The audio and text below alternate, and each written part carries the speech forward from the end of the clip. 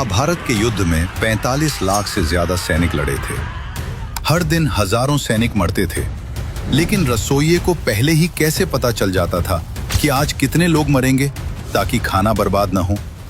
जब महाभारत का युद्ध तय हुआ तो उडुपी के राजा ने श्री कृष्ण से कहा, हे वासुदेव, कौरव और पांडव दोनों ही युद्ध में व्यस्त रहेंगे। मैं हथियार नहीं उठाऊंगा, लेकिन मैं इस विशाल सेना के लिए भोजन का प्रबंध करना चाहता हूँ।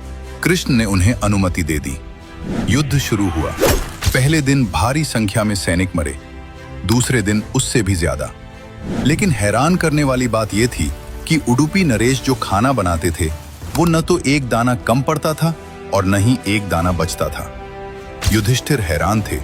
उन्हें समझ नहीं आ रहा था कि राजा को कैसे पता चलता है कि आज कितने हजार सैनिक कम होने वाले हैं। 18 दिन बाद युद्ध समाप्त हुआ। पांडवों की जीत हुई। राज्याभिषेक के समय युधिष्ठिर अपने मन का सवाल रोक नहीं पाए। उन्होंने उडुपी नरेश से पूछा, महाराज, आप त्रिकालदर्शी तो नहीं हैं, फिर आपने 18 दिनों तक मृत्यु का सटीक अनुमान कैसे लगाया? खाने का यह सटीक गणित आपने कैसे किया? उडुपी नरेश ने हाथ जोड़कर भगवान श्री कृष्ण की ओर देखा और कहा, हे धर्मराज, मैं हर रात भगवान श्री कृष्ण के कक्ष में उनके लिए मूंगफली लेकर जाता था।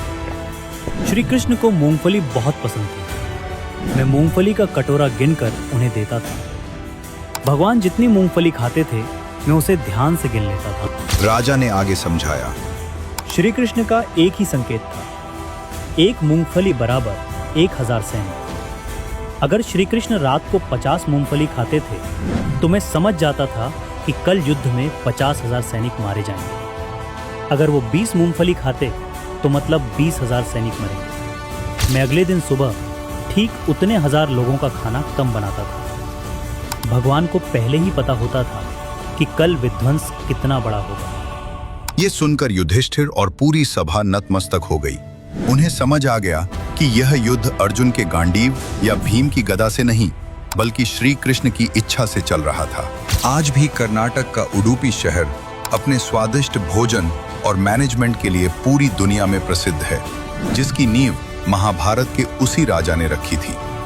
दोस्तों, विज्ञान जिसे फ्यूचर प्रेडिक्शन कहता है, हमारे इतिहास में वो ईश्वर की साधारण लीला थी।